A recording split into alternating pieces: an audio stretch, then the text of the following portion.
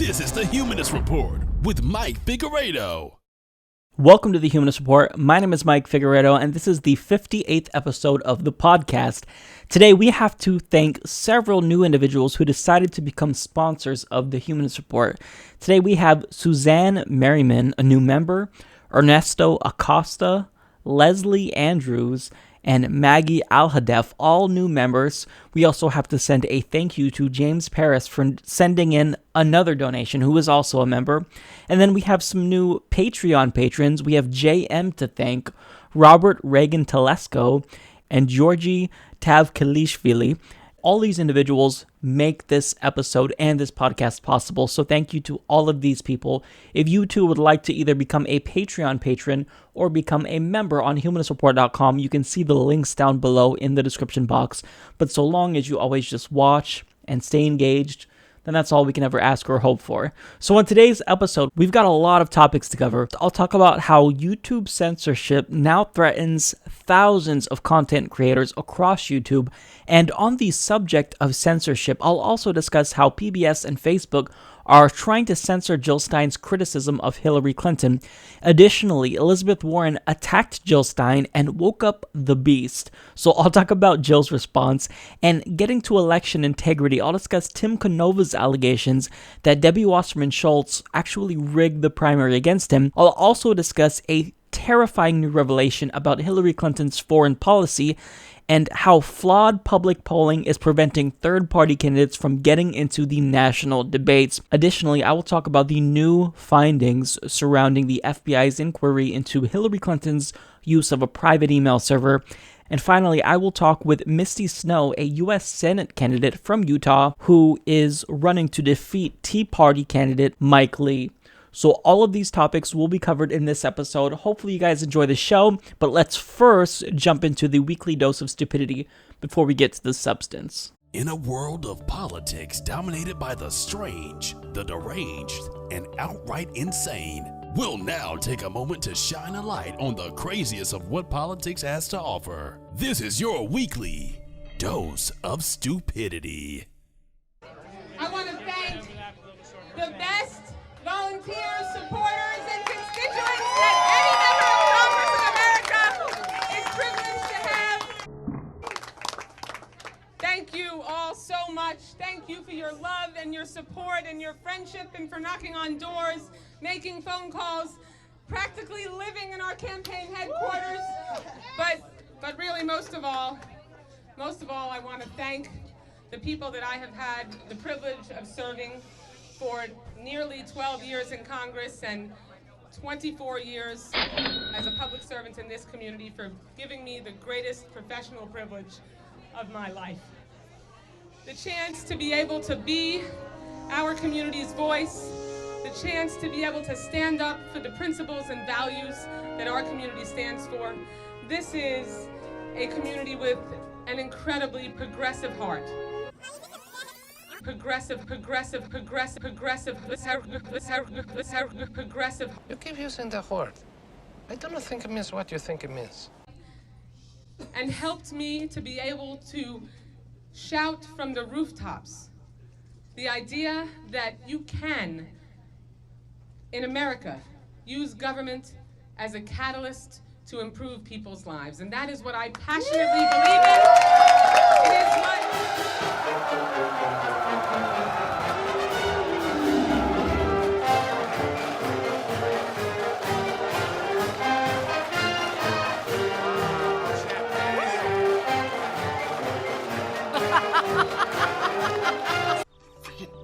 You're so dumb. You are really dumb. For real.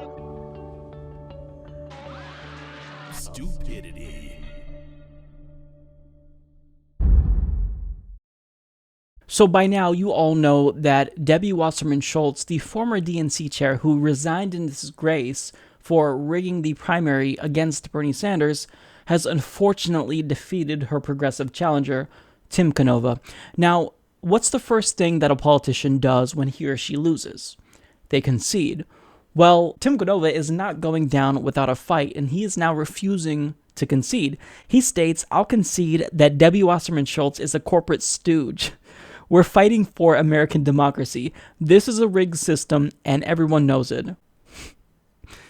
Yep, can't argue with that. The reason why Tim Canova is refusing to concede is because, just like the Democratic primary, this one was rigged. So according to US Uncut, Canova spokesman Marzia Passarella confirmed that Canova has refused to concede, saying there is an investigation ongoing of apparent voting irregularities, including possible fraud. Now, we don't necessarily know what occurred specifically. At this point, all we know is that Debbie Wasserman Schultz has received almost 7,000 more votes than Tim Canova, but we don't know how many precincts were affected by this possible fraud.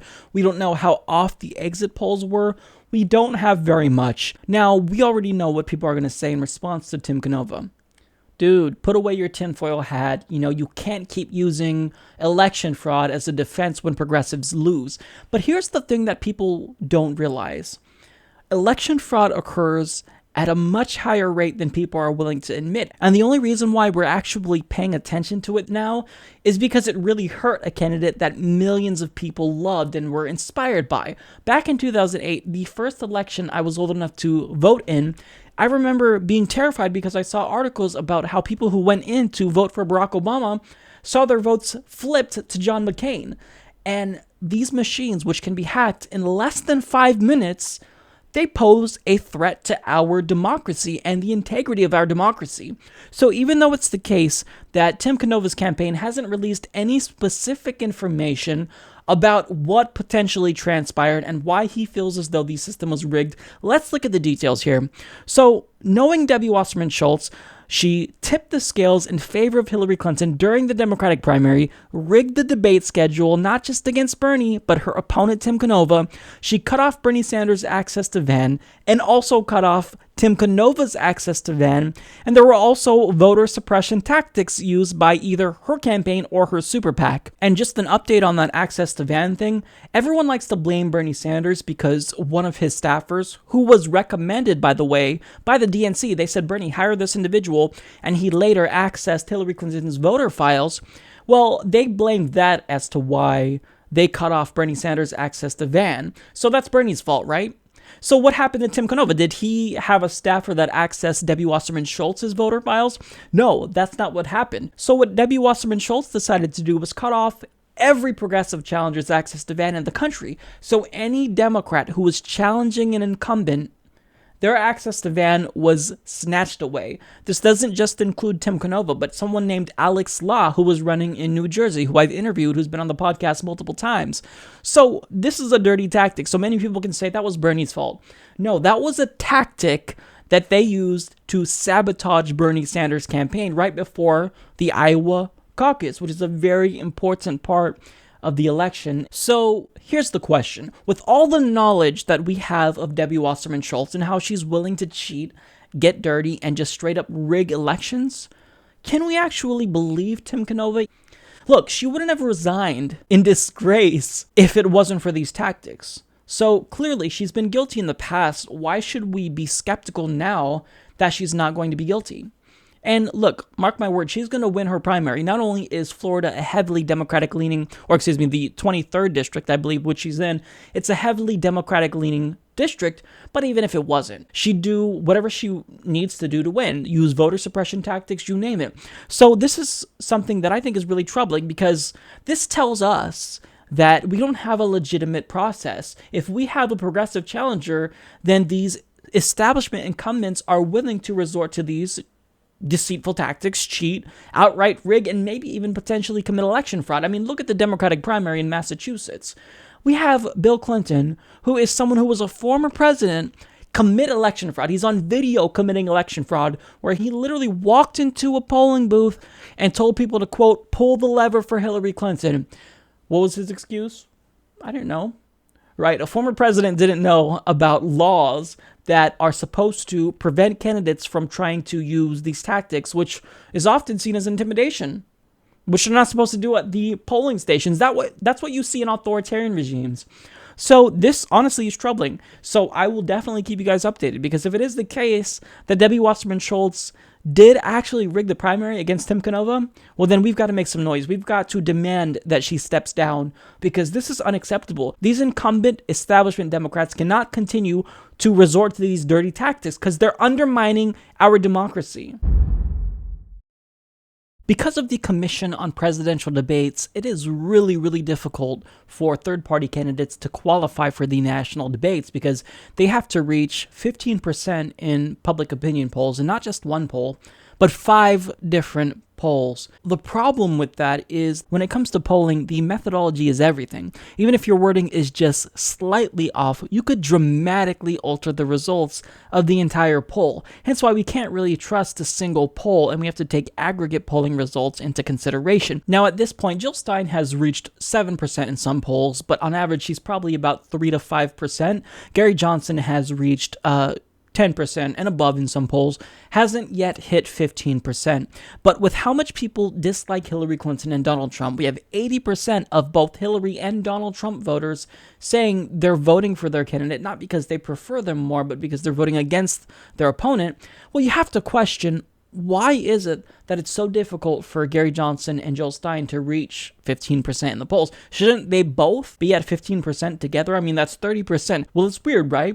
Well, part of that may have something to do with the methodology of the polls that are actually biasing the results in favor of Hillary Clinton and Donald Trump. So Sam Husseini, founder of VotePack.org, penned an article for Huffington Post explaining the Bipartisan Commission on Presidential Debates announced what polls it will utilize in excluding candidates from its debates. The CPD says candidates like the Libertarian Party's Gary Johnson and the Green Party's Jill Stein must get 15% in polls conducted by 5 national public polling organizations: ABC/Washington Post, CBS/New York Times, CNN/Opinion Research Corporation, Fox News, and NBC/Wall Street Journal. Not only, as several have correctly argued, is the 15% threshold arbitrary and exclusionary, but these polls don't actually ask voter preferences at all. So seemingly, not asking a voter who they prefer, it seems like a relatively benign omission, right? As long as you're asking them who they're voting for, then that should be fine, right? Well, no, because who you're voting for and who you prefer are 2 entirely different questions, because if you ask many people who they actually prefer between Hillary Clinton and Jill Stein, for example, many of them will say they prefer Jill Stein, but if you ask them who they're voting for, they'll say they're voting for Hillary Clinton strategically just so that way they can defeat Donald Trump. So those are entirely different questions, and if you based who can qualify for the national debates exclusively on the question of who you prefer more, well, Gary Johnson and Jill Stein would probably get in easily. So he continues, they all ask, if the presidential election were being held today, for whom would you vote? Or some minor variation of that. A better public opinion question would be, who do you want to be president, or who do you prefer to be president, or who is your first choice to be president?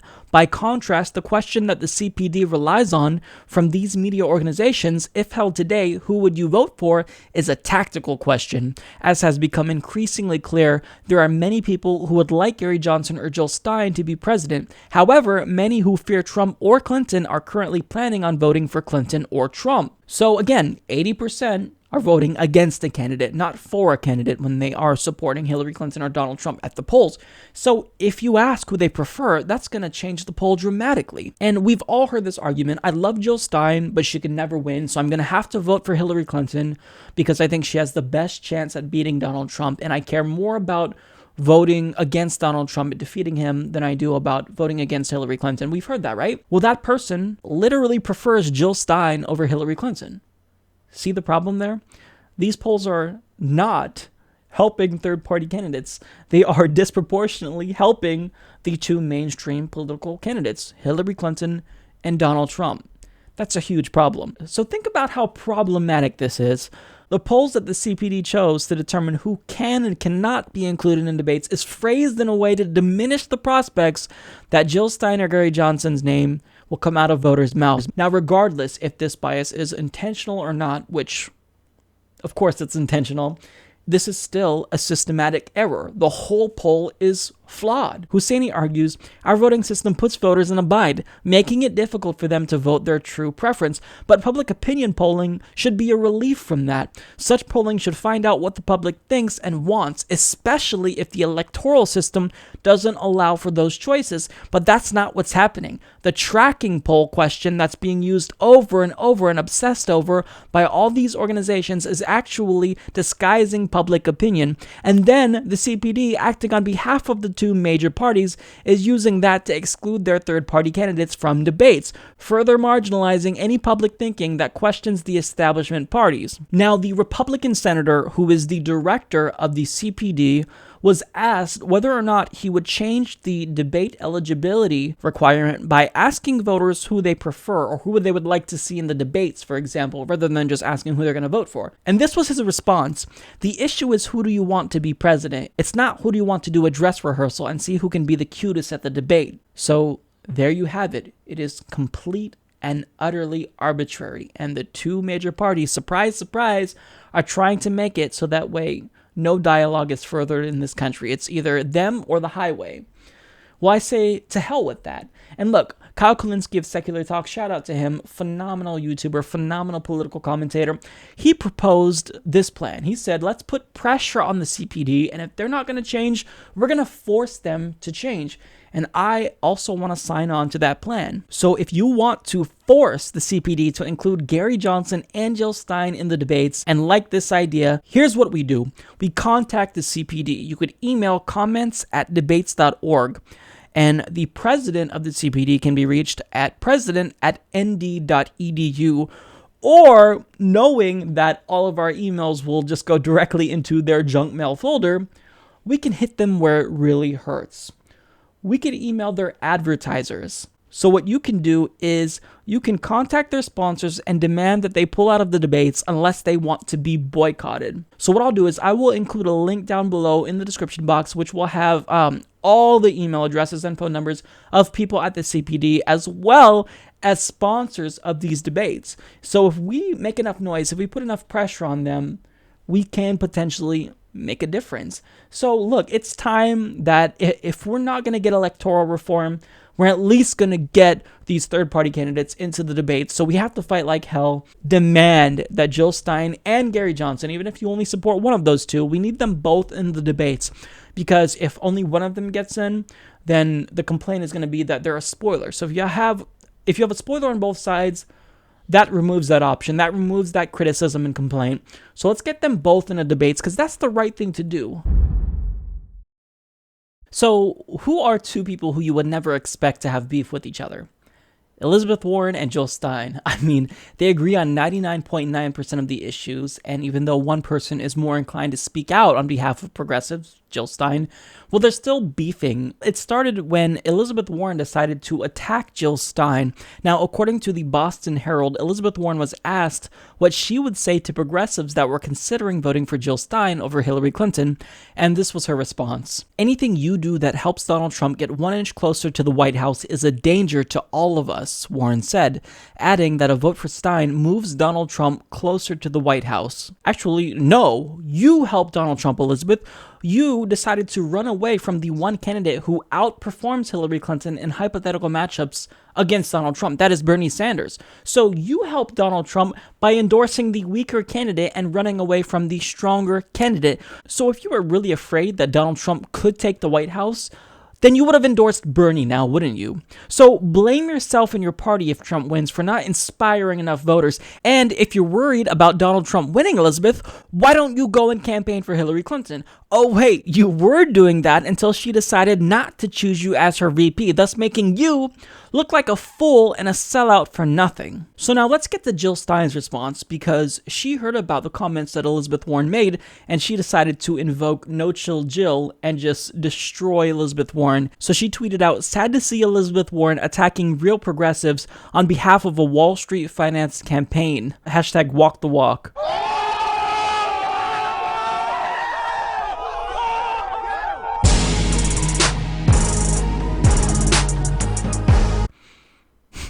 She also added, politicians are not entitled to our votes simply because they represent the establishment political parties, with a majority of Americans rejecting Hillary Clinton and Trump with record high levels of dislike and distrust.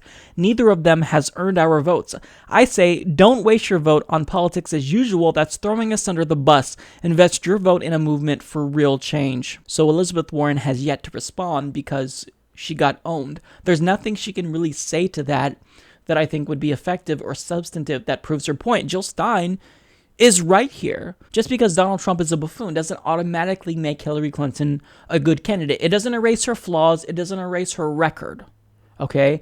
So this notion that Democrats are entitled to our votes needs to stop. You have to stop saying that voters shouldn't vote for who they want to vote for. Our turnout is low enough. We don't need people like you saying, don't vote your conscience. And look, had Elizabeth Warren decided to run, and if she wasn't too afraid to challenge Hillary Clinton, progressives probably wouldn't even know about Jill Stein, because strong progressive Democratic presidential nominees typically don't even have to worry about third-party challengers. And even though Elizabeth Warren still has a progressive record under her belt, she'll always have a gigantic blemish on her record. We'll all recall the time that she decided to run away from the most progressive political candidate ever because she was too afraid to not endorse him because of what the establishment might say or backlash. I don't know. But we'll all remember the time when Elizabeth Warren, even though she has a progressive record, decided to lay down on her ideals for the political establishment. So I'm really frustrated with Elizabeth Warren. I'm disenchanted with her right now. People are touting her as this hero because she attacks Donald Trump. Okay, congratulations to you. You attacked Donald Trump. He's the low-hanging fruit. Attack Hillary Clinton, because I think that it's more courageous to point out the flaws in your Democratic Party. It's more difficult to actually criticize people who you're friends with and be objective than criticizing someone who 99% of the country, even if they may be voting for him, knows that he's stupid. So, I'm sorry. I'm so frustrated with Elizabeth Warren right now because she doesn't get why progressives are frustrated with Hillary Clinton. She doesn't understand why we're frustrated with her. The political establishment has failed us over and over and over. And if you expect us to vote against our own interest and not support Jill Stein, then you're horribly mistaken, because it's Jill 2016 for progressives. We warned you during the primary that we would not support Hillary Clinton if Bernie was not the nominee, and you chose to endorse Hillary Clinton anyway. So you made your bed as the Democratic Party. Now you lie in it, Elizabeth. You don't get to blame us if Hillary Clinton loses to Donald Trump, who is someone she should be winning easily against because he's an idiot. So PBS is a media resource that I've always considered to be one of the few that actually has integrity. However, YouTuber Matt Orfalia, who's actually a friend of mine, has uncovered a really troubling form of censorship. They had an interview with Jill Stein, and they gave her a platform, allowed her to talk about her policy positions. But the problem is that they cut her off right when she got to a particular portion where she criticized Hillary Clinton. You've made it clear you think both Hillary Clinton and Donald Trump would be terrible presidents for the country. So are you saying you think literally that Hillary Clinton is every bit as bad for the country as Donald Trump? I wouldn't say there are no differences, but the differences are not enough to save your job, because Hillary Clinton, and now her transition director, Ken Salazar, they're big proponents of the Trans-Pacific Partnership, which is basically NAFTA on steroids. And most observers believe that it will send our jobs overseas, as well as undermine American sovereignty by bringing in these international tribunals that get to pass judgment on our laws, on our public health protections, on our worker protections. So we can't count on saving our jobs, saving our lives. 1 in 3 Americans now cannot afford health care under Obamacare, or saving the planet, because Hillary has been a big proponent of fracking, as is Ken Salazar, her transition director. So we feel that in this election, we're not just deciding what kind of a world we're going to have, but whether we're going to have a world or not going forward. And knowing that the majority of Americans is unhappy with these two-party choices, this is the time for us to open up. Americans have not only a right to vote, but a right to know who we can vote for. So we're pushing for opening up the debates, and then let's see how the chips fall. head on over there and subscribe to Matt's channel. He does great work. But here's what I want to stress. To me, this is particularly egregious because as someone who edits videos on a daily basis, you know, I bring in all these clips. I have to decide at what point do I want to actually cut out the video. You look for certain spots that are appropriate to clip, right? And mid-sentence is never a good place. You want to wait until someone actually finishes their thought before you cut the clip out, because you can tell if someone is mid-sentence when you cut them off. It just seems weird. I mean, the tone of their voice, it's a giveaway. So honestly, if they wanted to censor Jill Stein, they could have done a better job at making it less obvious, because this is just a sloppy editing job here. And look, this is particularly troubling because part of living in a democracy is having political dialogue, actually being critical of government and people running for government. So they allow Jill Stein to talk about her policy positions, but they only gave her a platform insofar as that wouldn't hurt Hillary Clinton. So go ahead, Jill Stein, talk about yourself. We'll pat you on the head. We know that you're never going to get elected. We'll make it seem as though you're important. We'll make you feel that way, but don't start talking shit about Hillary Clinton, because if you do, we're going to censor you. Now, PBS Ombudsman Michael Gettler responded to this by saying, "I do not believe that NewsHour editors removed that section of Stein's comments from the on-air broadcast because they were critical of Hillary Clinton. That just would not make sense, and the program is and has always been routinely too good and committed to journalistic fairness to do something like that. There's been so much criticism of Clinton that has been aired in various ways, and questions asked and in other interviews with her critics and in film clips for a year now, that some additional critical commentary from a candidate getting 3% in the polls is not likely to move the needle. But as long as the NewsHour doesn't care to explain itself more fully, I will offer my opinion. 40 seconds or so is not nothing in TV time, but in a 55-minute broadcast, it would seem to me to have been worth finding those seconds somewhere else so as to not cut the first, perhaps only interview with Dr. Stein, and to let her finish answering, and let NewsHour television viewers see and hear one of the more provocative questions Woodruff asked." Now, here's where it gets even crazier. So this video where Matt uploaded to YouTube exposing PBS's censorship, he also posted it to Facebook, and it blew up. It got 100,000 views within like a day or so, and then Facebook censored PBS's censorship of Jill Stein. I'm not kidding. So there you have it. I mean, were they intentionally trying to hide criticism of Hillary Clinton? It very much seems that way, because if you cut someone off mid-sentence to where her answer doesn't even make sense, I have to ask the question, what's your agenda? I mean, you don't cut someone off before they even answer coherently. She was mid-sentence and then you cut her off. So her answer doesn't make sense at all. You edited it that way because we don't have her answer. And furthermore, you cut her off in a very obvious spot to where we can tell that she's being censored. So it's really, it's troubling. PBS, I always felt, was the one organization that I could trust. But apparently you have to be wary of literally everyone now, because you don't know. Hillary Clinton, her pockets run deep. So PBS, this NewsHour staff, they have to explain themselves. Why did you censor Jill Stein's criticism of Hillary Clinton? YouTuber Philip DeFranco broke the story about how YouTube has entered a new era of censorship that threatens thousands of content creators, myself included. So many content creators are finding a dollar symbol next to several or more videos, indicating that it's not advertiser friendly.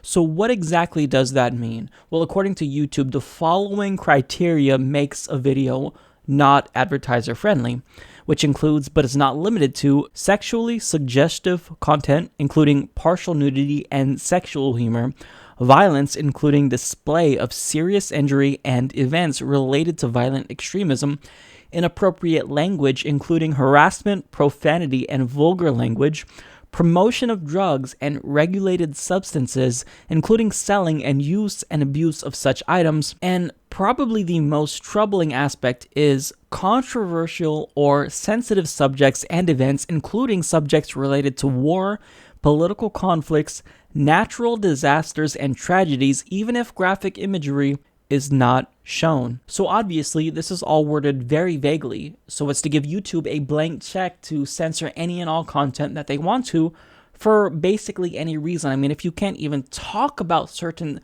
sensitive subjects such as war, well, can I criticize the Iraq War? Can I talk about the Syrian refugee crisis? Well, apparently not, because actually I've been hit by several of these as well, claims that my videos are not advertiser friendly. So let me give you some examples as to what they flagged from me. They flagged about 12 videos, discussions about police brutality against African-American citizens, Philando Castile, Alton Sterling, Raynette Turner, Ralkina Jones. All of these were flagged for me and were deemed not advertiser friendly. Now, I get the Philando Castile and Alton Sterling videos since, I mean, those I literally show them being killed by police officers, and I include the clips. But, I mean, when I talk about Ralkina Jones, one of the videos that they flagged, it was literally just a video of security footage where she talks about how she doesn't want to die in the jail cell, which she ended up actually dying in the jail cell. Other videos that have been demonetized from me include topics such as terrorist attacks, the pharmaceutical industry and their price gouging techniques, a video where I talked about the Syrian refugee crisis. I literally just provided facts about it and how many people have been displaced. A video where I talk about the Iraq War and criticize the Iraq War. A video where I talk about nuclear proliferation, discrimination against Muslims, the Iran nuclear deal, where I literally just break down the details about what's inside the deal.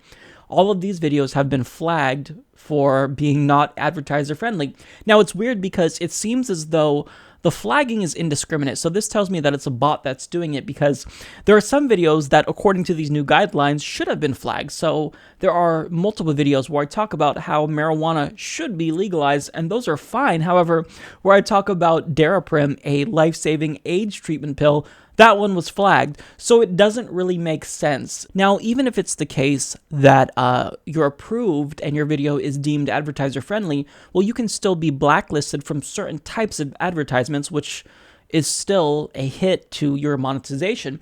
Now, for me, even though just 12 videos out of more than 500 were flagged, well, I saw the sharpest decline in revenue I've ever seen on the channel before. So while at first I wasn't too worried, when I saw that decline, it definitely scared me, because if I'm not able to make money and monetize my videos, then I can't dedicate this much time to the podcast. Now, in a comment to Mashable, YouTube states, while our policy of demonetizing videos due to advertiser-friendly concerns hasn't changed, we've recently improved the notification and appeal process to ensure better communication to our creators. So basically what this tells me is that they've been demonetizing videos for a while now, and we just haven't known about it. So in other words, we've been losing revenue for videos that are demonetized, but we didn't know until now. Well, that's still pretty problematic. That's harmful. I mean, even though we're monetizing these videos and we're making money off of them, we're making YouTube rich. So I think that they have to show us some respect, because we're what's keeping them afloat right now. Without us, YouTube would go away and Google would therefore lose billions of dollars. So I think that we're owed more respect than what they're showing us here. Now, I will say this. This is not a First Amendment issue. YouTube is not a democracy. They are well within their rights to censor any content that they want to, but we still have the right to push back as a YouTube community against this form of censorship. I'm not so much worried about my channel as I'm worried about others who have a lot more offensive content. Because for me, I don't really curse very often in my videos, but I mean, I do sometimes talk about sensitive subjects. Often I'm criticizing politicians. So I mean, I think that I'm going to be safe from a lot of this, but some of my favorite content creators are probably more threatened than I am. Now, I don't necessarily think that this will be a policy that even lasts very long, because I think with the amount of pushback that they're getting, they're going to have to make a change. They're going to have to address it in some way. And I don't really believe that a ton of YouTubers will be killed off because of this, in terms of their channels just dying because they can't monetize it. I don't think it's going to come to that. I'm a lot more optimistic than that. However, I do think that this is very troubling and problematic, and it has really got me seriously thinking about ways to grow the channel outside of YouTube and set up some type of contingency plan where I either increase membership benefits or we start uploading videos on thehumanist.report.com. I don't know what to do yet, but it's definitely, it has the gears turning in my head, because to think about the implications, if YouTube, on a whim just decided to change their policies and started to censor certain types of content, I mean, my channel would obviously be targeted because we address very controversial topics related to war. And apparently, even if you don't show graphic footage or any pictures of war, just talking about it is grounds for them to censor your video according to their terms of service. So this is something that, it's really got me thinking. And look, I'll be the first person to admit that I hate advertisements. They're obnoxious. With that being said, I know that they're a necessary evil because without it, I wouldn't be able to enjoy many of my favorite content creators on YouTube, like the Young Turks and Kyle Kulinski, David Pakman, and other entertainment videos like H3H3 Productions, Internet Comment Etiquette. I love these people, but without the monetization, they probably wouldn't be able to dedicate all the time that they do to their videos, or any at all. So this sets up a bad precedent, and I wanted to speak out against this as well, because as many voices as we can putting pressure on YouTube, that will influence them to change. Because if they don't change this, a competitor will rise up and could potentially surpass YouTube. So these types of Orwellian tactics, it may not be government censorship. It's not a First Amendment issue, but it still is an issue of censorship. And YouTube, they're not above criticism. So I think that we have to put pressure on them. Use the hashtag YouTube is over party on Twitter, on Facebook, because if we don't make a lot of noise about this, then YouTube will know that they can abuse their content creators and get away with it. So I'm glad everyone is speaking out, and I had to add my voice to that too. The FBI has released a report that has more information about their inquiry into Hillary Clinton's use of her private email server, and it sheds light on so much more that we didn't previously know about. So the New York Times explains that the documents provided a number of new details about Mrs. Clinton's private server, including what appeared to be a frantic effort by a computer specialist to delete an archive of her emails even after a congressional committee had requested that they be preserved. Among other key findings in the FBI documents, Mrs. Clinton regarded emails containing classified discussions about planned drone strikes as, quote, routine. She said she was unaware of or misunderstood some classification procedures. Colin Powell, a former Secretary of State, advised her to be very careful in how she used email. So this is really interesting, I think, because she used to tout what Colin Powell did when he was Secretary of State. On the debate stage, she talked about how, look, Condoleezza Rice, Colin Powell, they all used private emails. Well, yeah, they used private emails, but they didn't have their own private email server set up in their home. That's an entirely different story. So this is really interesting. Now, there are a couple things in here that I want to highlight. So when it comes to the deleted emails, the unnamed specialist, well, he deleted her archive of emails just weeks after her use of a private email server had become known to the public. So all of a sudden, people are finding out that she had a private email server in her home, and they're deleting emails. And they described it literally as an oh shit moment because the guy realized that he didn't delete a bunch of emails that he was supposed to. Now, when it comes to her actual interview with the FBI, they don't have the transcript. They didn't record it, but they do say that basically she played dumb for the whole thing. So dozens of times during her interview, Mrs. Clinton said she did not remember details about the server or guidance she had received on handling classified information.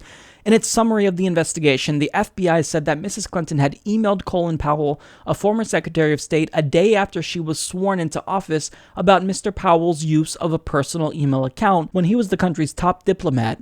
Mr. Powell warned Mrs. Clinton that if she used her BlackBerry for official business, those emails could become official records and subject to the law. Mr. Powell apparently implying that he was cautious in his use of a personal email account added, "Be very careful. I got around it all by not saying much and not using systems that captured the data." According to the summary of her interview, Mrs. Clinton said that she did not know exactly what Mr. Powell was saying in that email and that his message did not factor into her decision to use a personal email account. So basically, she called up Colin Powell when she became Secretary of State and said, "Hey dude, look, you used a private email, right? We both want to get around these FOIA requests. We don't want, there to be any public transparency. So if I use my BlackBerry, would that be okay?" And he's telling her, be very careful because that can still be subject to FOIA requests if you use it for official State Department business. And so she probably thought about that and said, you know what? I'll go the extra mile. I'll set up a private email server in my home. This is still unbelievable to me. A private email server. You created a server in your home to avoid transparency. This, it's funny because this is the type of things that you see in movies where the politicians are just so stereotypically corrupt that they don't even care. They go to these great lengths to shirk accountability. And we're seeing it in real life. It's not a movie. And furthermore, she always touts her resume about how she's this capable and qualified candidate. Meanwhile, she maintains that she didn't know about the classified markings. So she honestly didn't think to even ask someone that when she saw the C in parentheses in documents that she either sent or received, or she replied to them and then they were included in it, she didn't think to ask, maybe I should ask them what this C means. No? I mean, who would do that? And look, Hillary Clinton is not stupid. She's very intelligent, so you can't use that defense. We don't believe you. Someone who was a former first lady, a senator. I mean, come on, Hillary. We know that you knew about those markings, but we all know it's a great legal defense. It got you out of being indicted. So, more on this. She also said that she did not recall receiving any emails she thought should not be on an unclassified system. The FBI documents say she relied on state officials to use their judgment when emailing her and could not recall anyone raising concerns with her regarding the sensitivity of information she received at her email address, they say. Oh, is that so? Because there was a scathing audit by the State Department that was released where officials maintained that they told you about this. They warned you about this private email server and how it could be under attack and how it's making you vulnerable, but yet you chose to keep that anyway and still send and receive emails as Secretary of State. You conducted official business on an insecure email account and server, and that was after people warned you. You said it yourself, quote, "I don't want to risk anything personal getting out." So it's very clear here. And let me remind you, this individual was not indicted. This report was released by the FBI, who couldn't even make the recommendation that she should be indicted in spite of all of this evidence. How crazy is that? This is not a democracy. If our public officials cannot be held accountable, that's very authoritarian and it's very troubling. So you can get in office and be as corrupt as you want to be, and there's not going to be any form of accountability for you. She didn't even get a slap on the wrist. James Comey said that she was extremely careless. Oh, boo-hoo. Hillary Clinton knew what that C in parentheses meant. It was classified. And she knew exactly what she was doing, but she knew she couldn't get away with it. That's why she did it. She had something to hide. This is not surprising, but, I'm glad that we have this report because it does shed light on details that I was pretty curious about. One of the main reasons many progressives are refusing to support Hillary Clinton, myself included, is because when it comes to foreign policy, she's just a neoconservative. There's no other way to describe her.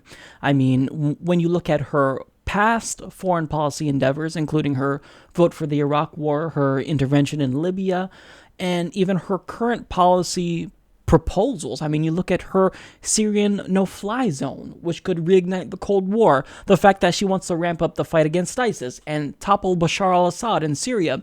I mean, you cannot make any other conclusion other than Hillary Clinton is a neoconservative. Now, her Syrian no-fly zone is something that I think more people should talk about. I mention it all the time on the show, and why I'm really terrified of Hillary Clinton. It was the most scary policy proposal, hands down, because if you decide to institute a Syrian no-fly zone and then shoot down any planes, which Russia is currently in Syrian airspace, so if they violate that Syrian no-fly zone, she's literally saying that she's going to shoot down their planes. That could reignite a new Cold War. That was her scariest policy until now. So Hillary Clinton revealed how she's going to increase cybersecurity, and this is now officially her new scariest policy proposal. So how exactly will Hillary Clinton deal with cyber attacks against the United States? Quote, like any other attack. So if we're hacked and information is exposed, no matter how terrible that might be, you can't treat that like any other attack because it's not like any other attack. If there's an actual attack on U.S. soil that's violent, people die. Nobody dies due to a cyber attack. Now, I'm not making excuses for cyber attacks. I think that they're bad. I think that we should take precautions to prevent them from occurring. But to say that you're going to treat a cyber attack like any other attack on the US, that is honestly puzzling to me. A cyber attack does not constitute an armed attack. That violates the principle of jus ad bellum, which mandates that you must have a just reason to go to war. Getting hacked is not one of them, Hillary. And furthermore, this proposal is illegal under international humanitarian law, which requires a military response to be proportional. That wouldn't be a proportional response. Actually attacking someone and bombing them because they hacked you is not proportional at all. Nobody who's reasonable would believe that. But she explains her policy position a little bit more. As president, I will make it clear that the United States will treat cyber attacks just like any other attack. We will be ready with serious political, economic, and military response. We're going to invest in protecting our governmental networks and our national infrastructure. I want us to lead the world in setting the rules in cyberspace. If America doesn't, others will. So you want to set the example for the world when it comes to cyber attacks. So what you're going to say is, look, if somebody hacks you, you are well within your rights to just straight up bomb them and kill their civilians. Unbelievable. I mean, ramp up security. Don't attack them, Hillary. So she continues, and here's where it gets downright terrifying. Quote, we need to respond to evolving threats from states like Russia, China, Iran, and North Korea, Clinton said in the speech. We need a military that is ready and agile so it can meet the full range of threats and operate on short notice across every domain, not just land, sea, air, and space, but also cyberspace. You've seen reports. Russia's hacked into a lot of things. China has hacked into a lot of things. Russia even hacked into the Democratic National Committee, maybe even some state election systems. So we have got to step up our game. Make sure we are well defended and able to take the fight to those who go after us. We know that Russian intelligence services, which are part of the Russian government, which is under the control of Vladimir Putin, hacked into the DNC. We know that they arranged for a lot of those emails to be released. This gave me chills when I read it. That is terrifying. She literally named Russia and said, I will attack anyone who hacks us, and then she said Russia has attacked us. So you can honestly get that she's making an implicit threat, or the implication is there that she would want to escalate tensions with Russia. And furthermore, she keeps claiming that the DNC was hacked by Russia. There's no evidence for that. Stop saying that, because you are going to only further deteriorate our shitty relationship with Russia. Now, I'm not saying that Vladimir Putin is innocent, but what I am saying is that it's not worth starting World War III. I mean, this would bypass the Cold War like her Syria no-fly zone plan would do. It would just reignite a Cold War. This would just launch us directly into another world war. You're claiming that you're going to attack people who hack us. Then you say that Russia hacked us. I don't know even what to say. I don't know how to respond to this. This is something we should never, ever be afraid of from a Democratic presidential nominee. But here she is saying, you know what? If they hack us, I'm going to bomb them. Russia, I'm looking at you. China, you too. Iran, you as well. You hack us, you get bombed. Well, according to you, Hillary, they've already hacked us. So does that mean that you're going to attack Russia if you get elected? Furthermore, you could start a war on trumped-up charges because you keep claiming that Russia hacked the DNC in a failed attempt to divert attention away from you and your guilt. So will that be any different when you get into office? I mean, imagine what she's going to do if she's elected. She could say, look, Russia hacked us. I'm not going to show you the evidence, but just trust me. Trust me that we should definitely start World War III with them because they hacked us. What does this sound like? This sounds like Iraq has weapons of mass destruction. Maybe we should invade them. I'm not going to show you evidence, but trust me, the intelligence is there. How is this any different, Hillary? You haven't presented evidence. So as far as I'm concerned, it's not truthful to suggest that Russia hacked you when we don't have evidence of that. We don't know who hacked the DNC. So you're literally using an entire government as a scapegoat because you want to avert attention away from you. And now you're saying that you're going to attack people who hacked the DNC and who hacked the US. That is terrifying. And this should be advertised everywhere. This should be on the news. This should be covered nonstop. Because this is the most irresponsible thing I've ever seen a presidential candidate say. short of Trump asking why we can't use nuclear weapons. So regardless of who gets in office, Hillary Clinton or Donald Trump, either of those two individuals, the two mainstream candidates, the frontrunners, they are going to be potentially damaging, either starting World War III or a nuclear holocaust. This is really scary. Now look, let me just say this. We know that you've got secrets, Hillary. It's why your husband used taxpayer dollars to set up a private email server for you. But whatever you're hiding, it's not worth starting World War III over. I can assure you of that. Again, I just want to emphasize here, the two mainstream political candidates, one of them is hell-bent on using nuclear weapons. The other is hell-bent on starting a new world war by either attacking Russia or China.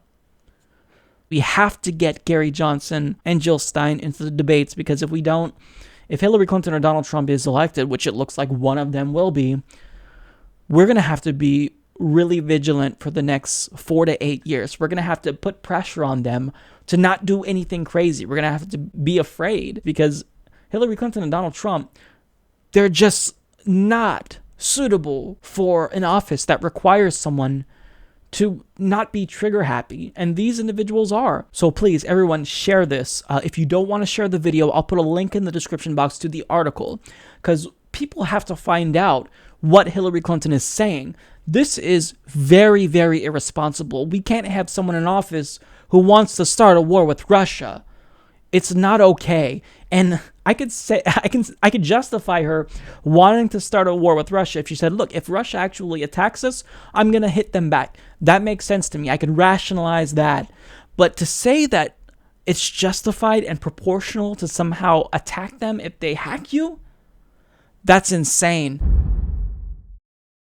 I am here with a candidate for Senate for the state of Utah. I have Misty Snow here. She is a Bernie-crat who is progressive, and she's one of the few who have actually been successful in winning her Democratic primary. So Misty Snow, thank you so much for being here. Thank you for having me, Mike. So can you tell us a little bit about yourself and why you decided to run for Congress? So I'm a lifelong resident of Utah. I actually, I'm not like never ran for office before. I actually work at a grocery store, so I'm more of a working class person. What made me decide to run for Congress is that I wanted to see somebody, challenge the Republicans, and the other candidate who's running for the Democratic nomination, he was not a candidate who was going to raise issues that I care about. In his own words, he was a conservative. He was pro-life. He was against Planned Parenthood. He wrote an op-ed about it, and I didn't think it was just unacceptable, but offensive. And his conservative views didn't stop with women's reproductive rights. It was his view on same-sex marriage, that it should be a religious sacrament. He was pro-war. He was in favor of private prisons. And, so on issue after issue, I was really disappointed and didn't want him to, get the Democratic nomination uncontested. So I filed the paperwork to run against him, and I was able to challenge for the nomination. But what helped me with my calculations was that Bernie Sanders won this big win in New Hampshire by like 22% margin. And I knew, looking at Utah's demographics and understanding that Bernie Sanders would probably win really big in Utah, and that a lot of the delegates at state convention would also be elected out of those same caucuses. I knew that there'd probably be a really progressive Bernie Sanders type delegation at the state convention, and that this guy could be really challenged from the left. Explain kind of how you did this, because you're a grocery store worker. You explained how you filed the proper paperwork and whatnot. But if someone else in the country is dissatisfied and they want to run for Congress, where do you even begin? How did you start? So, I just kind of did a bit of research. It was like February filing. The filing week in Utah was March 11th through March 17th. So it was like middle of February. So it's kind of like decision time. And right after New Hampshire, I'm like, I think I'm going to do it. A lot of people, it's just my mom tried talking about, a lot of people this is kind of a crazy idea, but my gut's like, no, I just need to do it. I have this gut feeling I'm going to do it. It's going to work out. It's going to be worth it. So I filed paperwork and filed for U.S. Senate. And at least in Utah, it was $1,355, which is a lot of money for someone like me. And, my federal tax return this year, I happen to be about $1,357. So I took that and my state tax return to create a campaign account, and most of that money went to cover the filing fee. And so I didn't have a lot of money. I didn't know anybody in the Utah Democratic Party. Just didn't know a lot about the process. Just kind of looked online, kind of read the bunch of the process, and figured out, filed the paperwork on March 16th, and just kind of started going to some of the county caucuses, making some speeches. And after Salt Lake County Convention, someone reached out to me. This girl's like 21 years old. She's like in a sorority at the University of Utah, and that was like my one volunteer ahead of the state convention. And I remember my first campaign meeting 4 days before the state convention, just me and this 21-year-old sorority girl, and we're talking about what the strategy is, and she's just like, I have to make it all about abortion. I need to try to highlight my opponent's conservative views. Send an email out to all the delegates the night before. Suggest that he's pro-life, but don't name him specifically. And then, that was kind of the plan. I did that. I linked that op-ed he wrote on my Facebook page and kind of increased awareness about his positions. And, I started the state convention. I had, literally didn't even have somebody at my booth for the first session of the caucus of the state convention, but I made sure I got the very first speech of the day at the Progressive Caucus and then the Women's Caucus, and just spoke out really in favor of women's reproductive rights, and talked about how my opponent wrote an op-ed where he called for an investigation in Planned Parenthood, how he described himself as conservative and pro-life, and it just did that. Was able to get endorsements from the Women's Caucus, from the Progressive Caucus, from the Stonewall Caucus, which is the LGBT one. Got the Young Democrats, Hispanic, the Asian American Pacific Islander Caucus, and the Disability Caucus. And, and by the end of the day, this girl, like this 21-year-old, she was able to help get a bunch of people on stage with me because I was able to generate a lot of excitement based solely on how well I performed in the caucuses with my speeches. And, like when a day started, I thought it'd just be me, her, and one other girl, because she gave my second speech, someone else gave my nominating speech. I thought it was just going to be 3 of us on stage. I ended up with probably like 40 people on the stage, a great stage presence. And I was able to get 45% of the vote to force a primary. And that is truly like a phenomenal underdog story, because you hear about people running for their state senate and they're just like, a grocery store worker, but never for US Congress, and then actually winning their primary. So I think that's absolutely it's phenomenal. So let me ask you this. How did you fund your campaign? Because I don't believe you have a super PAC, right? So, do you raise grassroots funds? Do you knock on doors? How do you actually go about raising money? I wanted with like 59.4% of the vote, which was a huge win. I spent probably about $6,000, and I didn't have a lot of donations. And, my opponent, he spent like 4 times that. And I had almost no money. It was just simply by really generating a lot of excitement among the Bernie Sanders crowd. And I think that guy being a self-described conservative really hurt him. But because we nailed them so hard on abortion, every interview, every article ever written about him, everyone ever talked about to him about that, asked about his stance on abortion. He just got stuck with the pro-life label that he really hurt him in the statewide Democratic primary. And so I didn't have much money. Now that I'm the nominee, I do have a bit more fundraising, but most of it's been small donations because I've really tied to kind of like this Bernie Sanders revolution type movement. I get a lot of kind of small individual donations. I haven't had a single donation from a PAC. I've had a couple of PACs endorse me. Blue America's put me on some of their joint fundraising lists, but not made a direct donation to my campaign. So that's about the most closest to like PAC money I get. It's just small donations. I've had 2 max out donations of $2,700. One of them was for my cousin. So it's been a lot of small donations. I think my average donation's probably like $35, $40. It's, and a lot of them actually aren't even in the state of Utah because I've generated a lot of national press. And, hopefully that continues, because if we learn anything from Bernie Sanders' campaign, small donations in large numbers can make a huge difference. Absolutely. And I think it also gives you this sort of legitimacy, because even though someone like you don't have experience holding public office, but people are really inclined to vote for someone like you who is just a grocery store worker, because we know that you're not beholden to corporations, all these big business interests that is making Congress basically inoperable currently. So I think that honestly is a huge benefit. And also the fact that you're kind of able to take some of the momentum from Bernie's movement and kind of use that to help you. I think it's great. So let me ask you this, though. Speaking of Bernie, has he endorsed you, and or has Hillary Clinton endorsed you? Because what I've heard is that Utah is actually a competitive state this year since Donald Trump is doing so bad. So, since you're actually on the radar, you could potentially be another seat in the Senate for the Democrats. Have you gotten any attention from any of them? No, not much. We've been trying to reach out to the Bernie campaign, to our revolution. Like, can you guys endorse me? Utah was Bernie Sanders' third best state in the voting. He had 79% of the vote compared to Hillary Clinton's 20%. So it was not even close, but our revolution has not endorsed a single Utah candidate. Bernie Sanders hasn't endorsed any Utah candidates, and just having that endorsement, it would help my campaign, but it also Senate race being the second race on the ballot after presidency, it's a statewide race. It would help generate a lot of excitement here in the state of Utah and help probably turn out a lot more millennials, which we need not just for my race, but all the down ballot Democrats as well. State of Utah in 2014, the Democrats lost a state legislative seat by 47 votes, another one by 53 votes, another one by 195 votes. So generating enough excitement about my race can turn out more Democrats to help the down ballot candidates, whether or not they think I can win. So I think it's important that they support me, but I haven't seen that happen.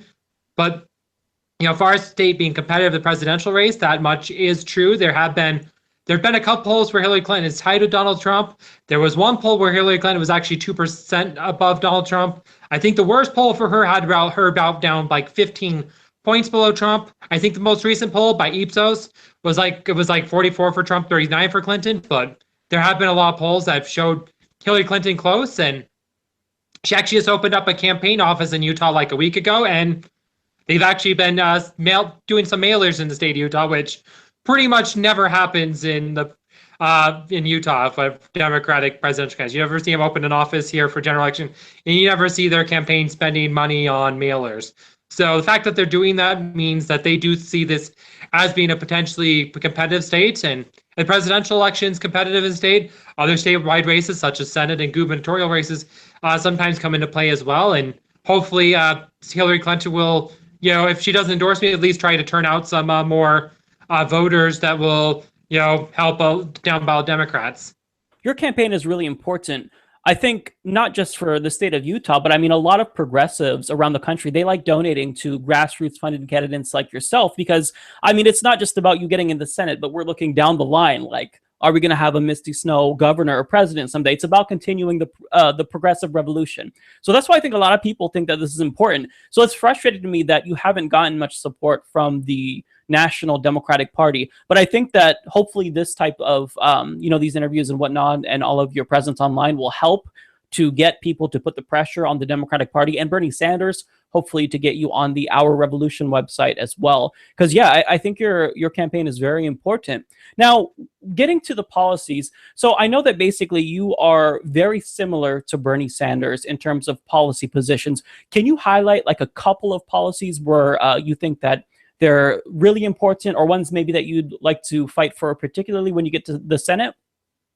So I really, really think we need to fight for a living wage. I support raising the minimum wage to $15 an hour over the next few years with an annual adjustment for inflation thereafter.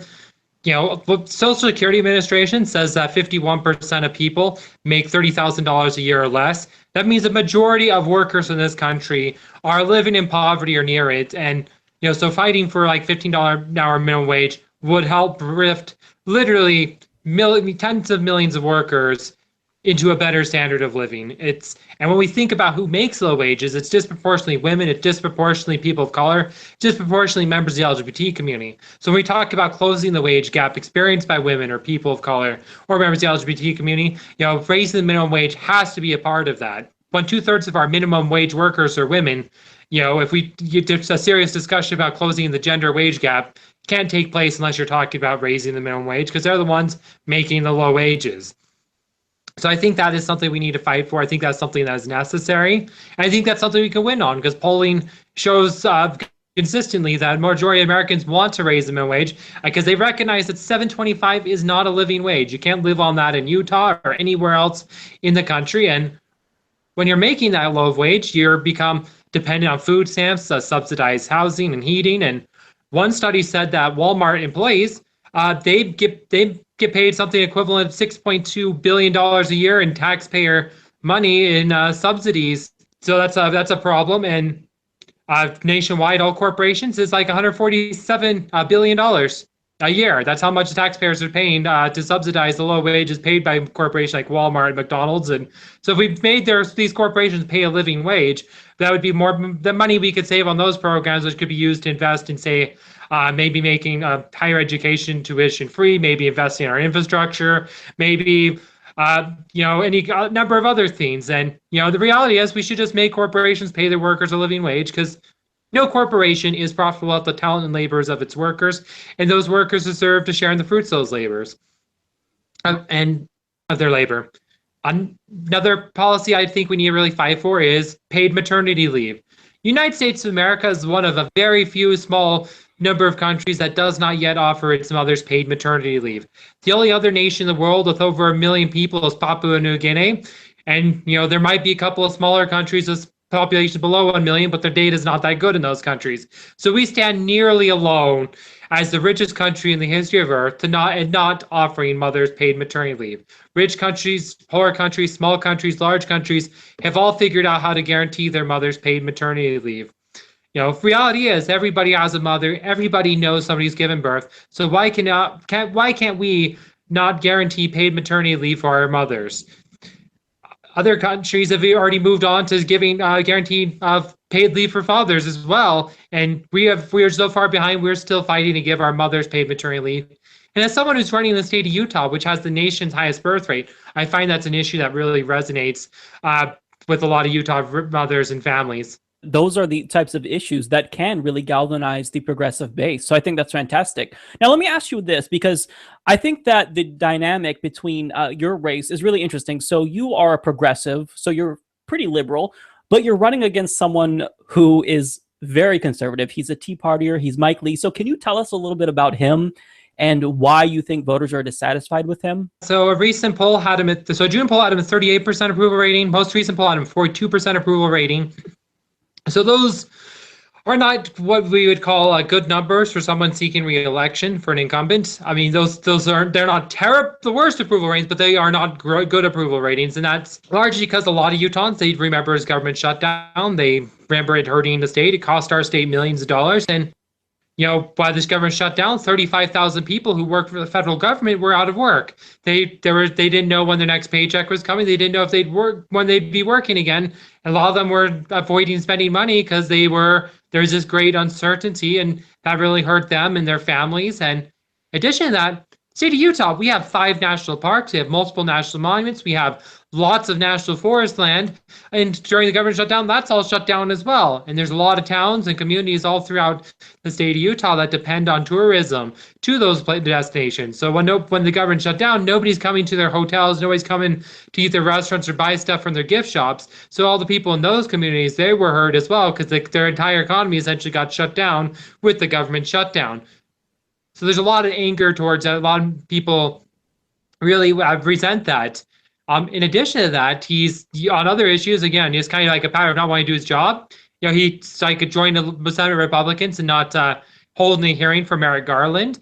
Our poll last week by Public Policy Polling said 65% of Utahns want Merrick Garland to have a confirmation hearing. And if Mike Lee doesn't think he's qualified, well, then ask him questions. You can find out where he stands on issues. And if you don't think he's qualified, vote him down. But Utahns want you to give him a hearing because that's what your job is. And, and so it's by not giving him a hearing, it's his pattern of not doing his job. Other bills he's voted against raising the minimum wage, but despite having rhetoric about how he wants poor people to have more money in their pockets. So he talks about how his support for families, yet he blocked aid to Flint during the water crisis to prevent them from drinking water contaminated lead. So if he really cared about children, he would want to do everything he could to prevent them from children drinking contaminated water.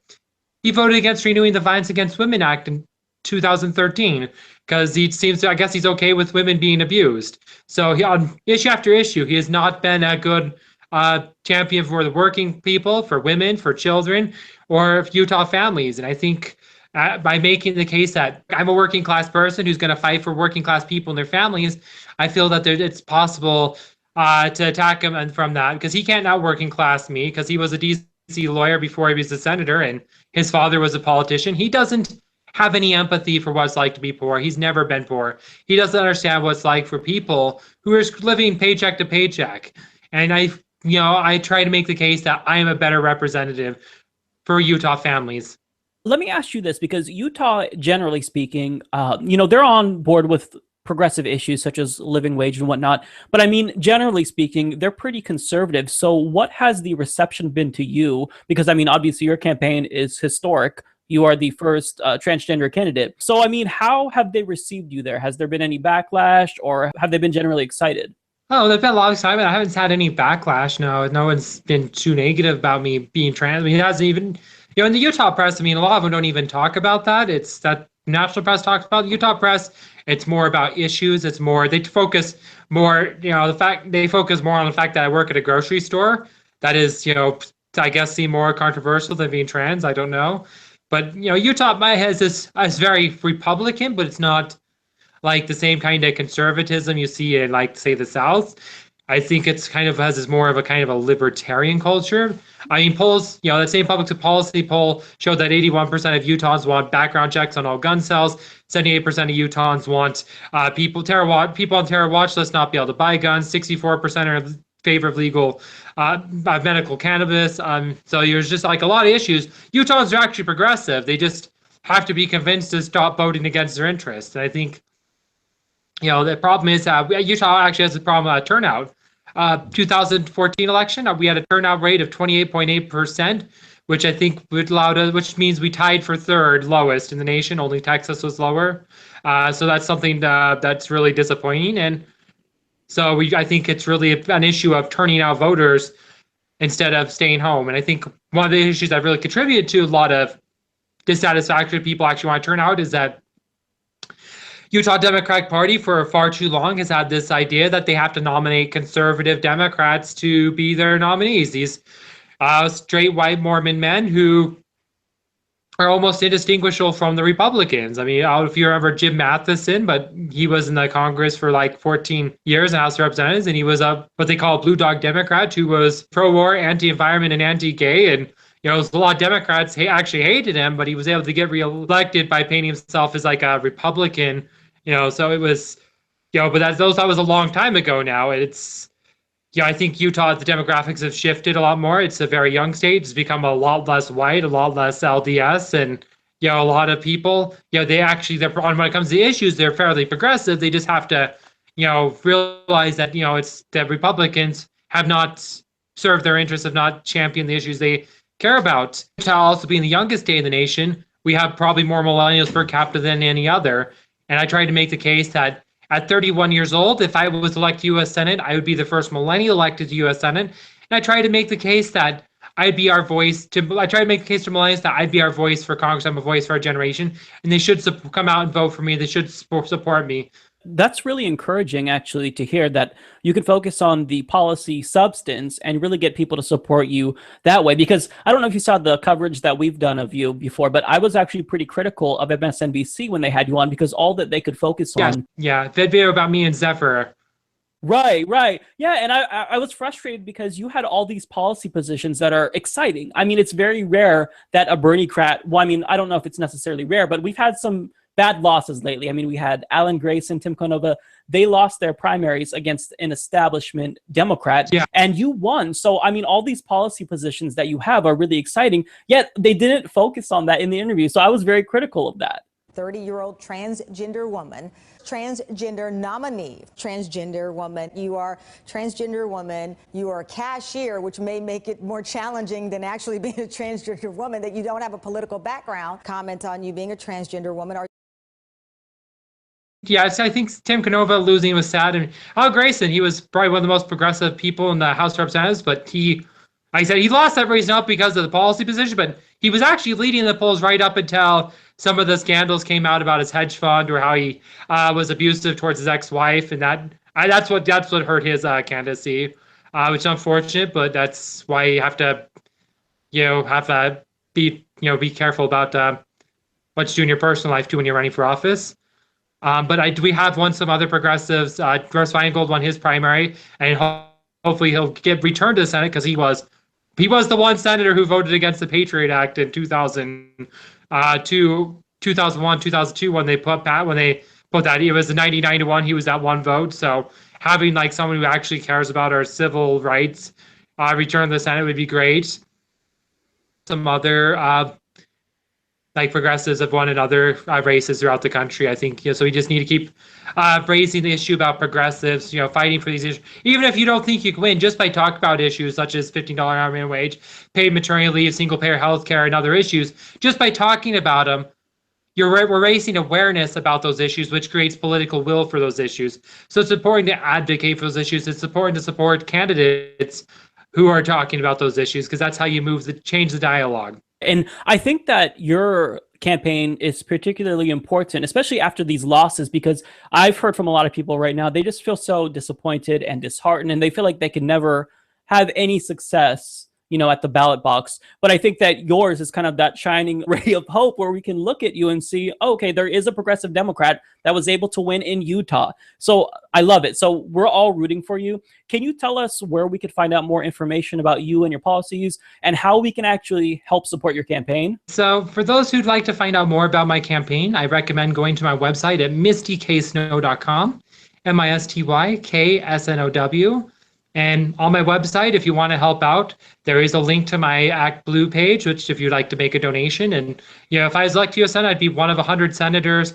If everybody donated, say, $100 or whatever they could, I would be able to compete with Mike Lee financially. He's had 6 years to build up a campaign fund. I've had 4 months. I need those donations. I appreciate those donations. If you happen to live in Utah and can volunteer for me, that's also great. And, if nothing else, you can also subscribe to the mailing list. At the bottom of my website, there's links to my Twitter, my Instagram, my Facebook page. If you do any of those and you like the stuff I'm posting, by all means, share it with your other on your social media accounts. Get the word out, help spread the word about me, because that always increases my audience. And the larger my audience, the more anytime I put out an email for fundraising or put a post, increases the potential to generate more donations. And again, if you know anyone who can donate, again, we need those donations. We appreciate those donations. That's Bernie Sanders showed us that the power of small donation in large numbers. You guys can do that too. And I need those donations. And even for whatever reason you think, it's Utah, I don't have a chance. Well, it's important to support me because I'm giving voice to these issues. And by supporting me, you're allowing me to increase my audience and reach more people by talking about these issues. There you guys have it. Hopefully you guys enjoyed that. Misty Snow is a fantastic candidate, and hopefully she can defeat Mike Lee. Thank you for having me on your show. That's all I got for you guys today. Hopefully you guys enjoyed the episode. It's a little bit longer than usual, and I'm kind of looking to actually have longer episodes. Overall, maybe there's going to be some changes just because of all these, the new censorship on YouTube. I'm potentially thinking about expanding membership benefits in a way that will kind of lure people into becoming a member. But I feel like right now, anyone who's a member or a Patreon patron, they're just doing it because they genuinely support the show. But I'm trying to think of ways to actually make it worth people's while, so that way in the event we lose monetization on our videos, there's a way that the show can survive. We can still make money, because even if I'm not really profitable, I'll work and still produce the show. So long as I can actually get the web fees paid for and whatnot, then we'll be okay. So I'm trying to think of contingency plans, and the gears are turning. So if you have any ideas, please comment down below. I might be doing more sponsored videos and sponsorship videos. I would never do it like in lieu of a normal video. It'd just be like a bonus video. But I mean, it's a way to kind of make extra money in case YouTube is giving me the runaround. So yeah, you guys enjoyed the episode. Hopefully you guys found this informative. So I'll see you guys next week.